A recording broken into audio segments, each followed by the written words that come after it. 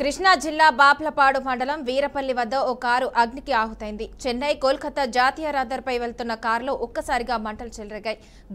ఘటన సమయంలో కారులో మొత్తం 7 ప్రయాణికులుండగా పొగలు రావడం గమనించిన డ్రైవర్ వెంటనే అప్రమత్తమై కారు రోడ్డుపై నిలిపివేయడంతో కారులో ఉన్న ప్రయాణికులు భయంతో బయటకు పరుగుపెట్టారు. ఇక ఒక్కసారిగా కారులో నుంచి పొగలు రావడంతో వేగంగా మంటలు వ్యాపించాయని స్థానికులు తెలిపారు. సమాచారం అందుకున్న అగ్నిమాపక సిబ్బంది ఘటనా స్థలానికి చేరుకుని మంటలను అదుపు చేశారు. షార్ట్ సర్క్యూట్ కారణంగానే ప్రమాదం జరిగిందని అగ్నిమాపక సిబ్బంది వెల్లడించారు.